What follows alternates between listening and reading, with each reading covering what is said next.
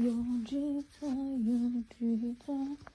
Освен ти да вържиш в една страна.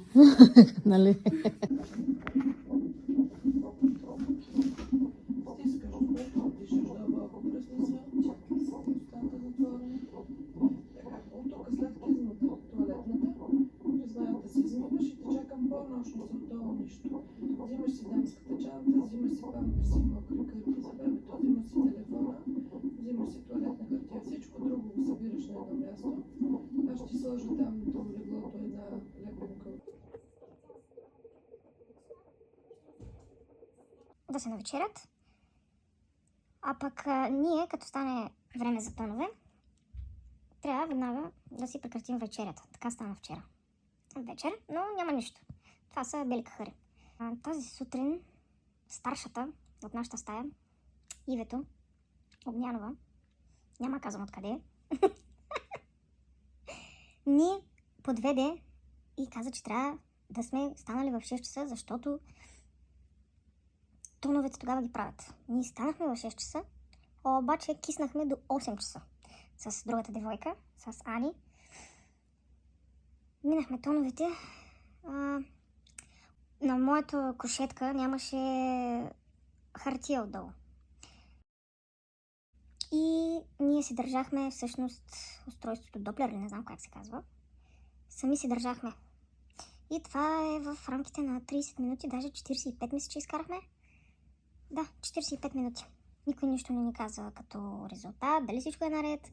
И се наложи аз да си добавя видеото, да си го направя, за да видя какво е положението. Положението естествено е идеално, но ние не го получаваме като информация от госпожите.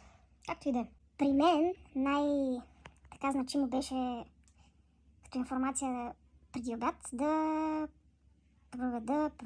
направя консултация с професор Димитрова. Тъй като се оказа, че има разлика в информацията по ехографски данни и изследвания, че термина ми е 10 и оттам се тръгна, че трябваше да се направи консултация с професор Димитрова. Всъщност беше мое успокоение, тъй като аз вече само чаках и никаква информация.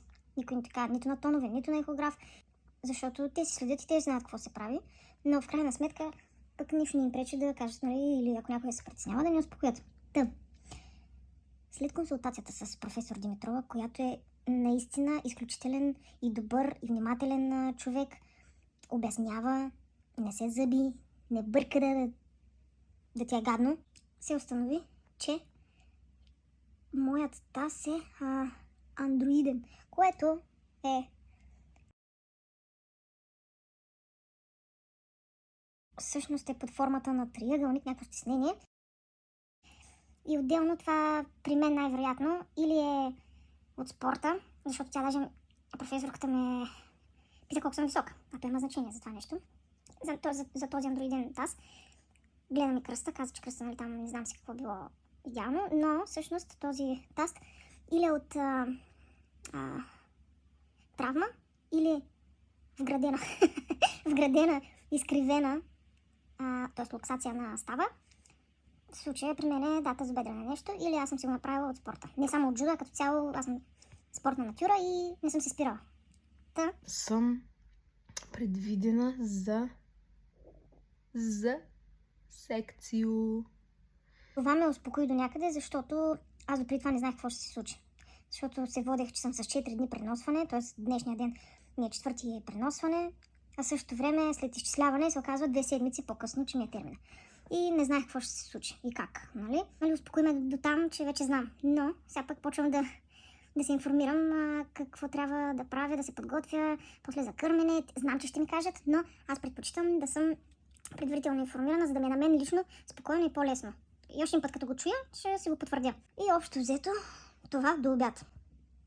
Ходих до столчето да хапна, столчето им еци-кеци. Като вкусно, добре, не мога да се оплачеме, нали, за болница, много добре даже. Скъпичко е, като за болница е скъпичко. После бях в очакване да ме преместят в VIP стаята. Сега ще видите каква е всъщност VIP стаята. Ето вижте.